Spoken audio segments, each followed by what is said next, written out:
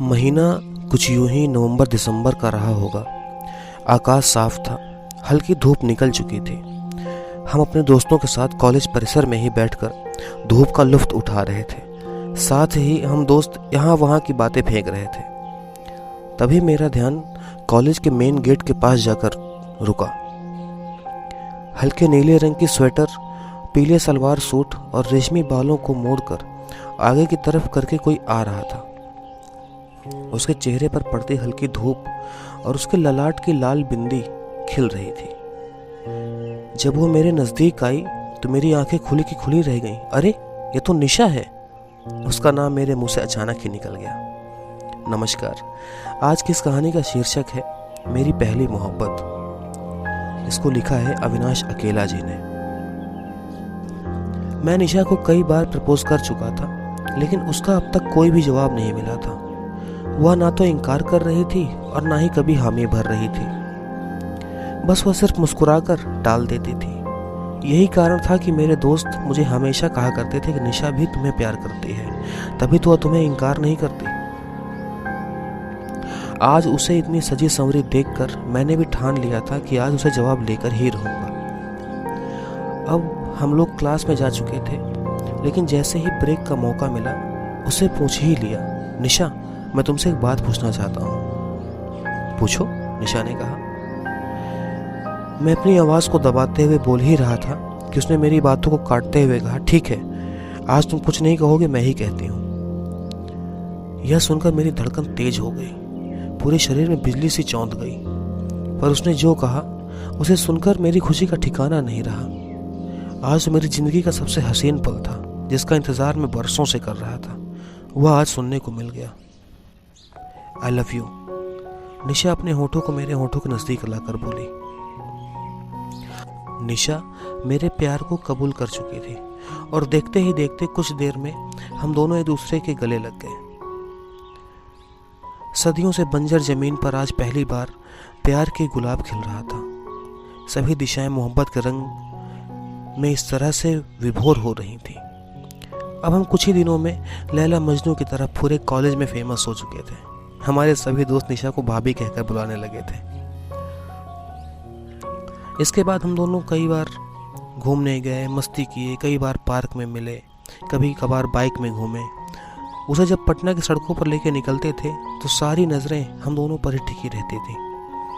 लेकिन एक समय ऐसा भी आया जब हमारा कॉलेज खत्म होने को आ गया। हम दोनों को अलग होने का डर सता रहा था। दिमाग में अजब गजब ख्याल आ रहे थे। कभी सोचते हम दोनों शादी कर लें, तो कभी अपने अपने परिवारों के फैसले से डर लगने लगा। अब हमारा कॉलेज खत्म हुआ, दोनों अपने अपने शहर वापस आ गए, लेकिन उसकी यादों में यहाँ जीना मुश्किल कर रखा था। कई दिनों तक कुछ करने का मन नहीं कर रहा था, बस यूं ही उदासी में उसकी तस्वीर को निहारता रहता था। मैं भाई बहन में सबसे बड़ा था, जिसके कारण पढ़ाई लिखाई के बाद सारी जिम्मेदारियां मेरे ऊपर ही बन रही थी। मैं जल्द से जल्द जॉब कर लूं, यही सोचता रहता था। मैंने भी अपने फर्ज निभाने के लिए सब कुछ किया। धीरे धीरे निशा को भूलने की कोशिश भी शुरू कर दी। इसी बीच मुझे एक कंपनी से जॉब ऑफर हुई। इतने दिनों में निशा मुझे भूल गई होगी, इस तरह का ख्याल मन में लिए मैं ऑफिस पहुंचा, जहां मेरा इंटरव्यू था। दिल तो चाहता था कि सब कुछ भूलकर उसके पास चला जाऊं, लेकिन जिम्मेदारियां मुझे मजबूती से पकड़ रखी थी।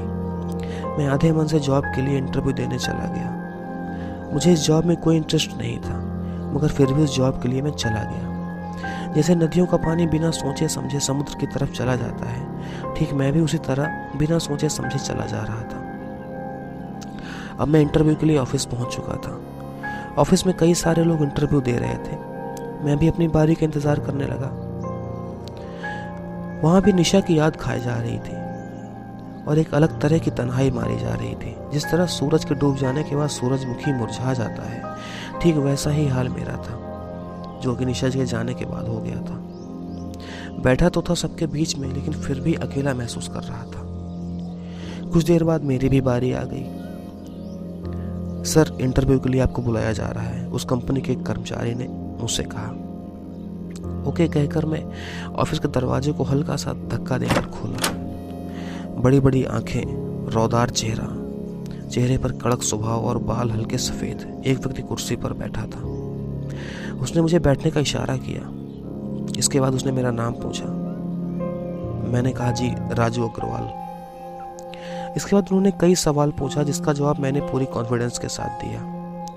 उन्होंने कुछ अजीब तरह के सवाल भी पूछे, जैसे तुम्हारे पिताजी क्या करते हैं, तुम कितने भाई बहन हो।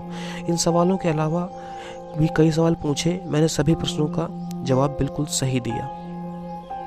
क्या किसी से प्यार करते हो?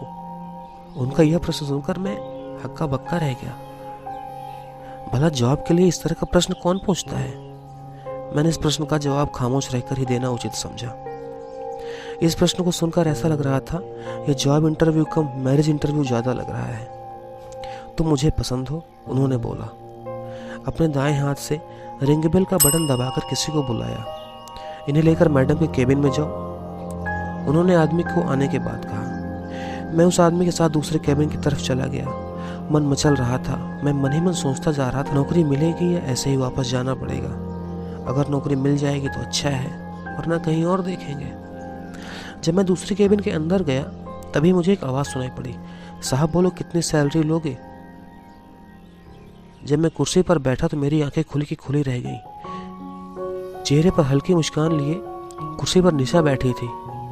मैं तो निशा को देखकर डर गया और देखता ही रहा। तभी वो मुझे बोली, क्यों साहब चौंक गए? मैंने कहा, निशा तुम? तुम्हें क्या लगता था हम तुम्हें भूल गए? मैं भी तुम्हें उतना ही मिस करती थी जितना कि तुम मुझे करते थे, निशा ने कहा। फिर हम दोनों एक दूसरे को गले लगा लिए। कुछ पल तक तो हम एक अलग सी दुनिया में खो गए। ऐसा लग रहा था किसी दिवालिया हुए इंसान को उसकी पूरी संपत्ति वापस मिल गई हो। निशा ने बताया कि कंपनी उसके पापा की है और निशा ने खुद बोलकर मेरी नौकरी के लिए ऑफर दिलवाया था, क्योंकि मेरे बारे में निशा अपने पापा से बात कर चुकी थी और पापा उसके मुझसे मिलना चाहते थे। अब तो हम दोनों मिल चुके थे। उसके बाद हम दोनों की शादी हमारे परिवार की रजामंदी से कर दी गई। जन्मों जन्मों तक साथ निभाने का वचन देकर आज हम दोनों साथ हैं। मैं बहुत खुश हूँ कि मेरा पहला प्यार मुझे मिल गया और भगवान से प्रार्थना करता हूँ मुझे अगले जन्म में भी इतना प्यार करने वाली निशा ही मिले। न चाहत है मुझे इन सितारों की, न चाहत है इन बहारों की, तू हमेशा मेरे साथ रहे, यही चाहत है तेरे दीवाने की। सो अब कैसी लगी आपको ये कहानी? अगर आपको ये कहानी पसंद आई तो मेरे चैनल को सब्सक्राइब करें और बेल आइकन को ज़रूर दबाएं। Thank you.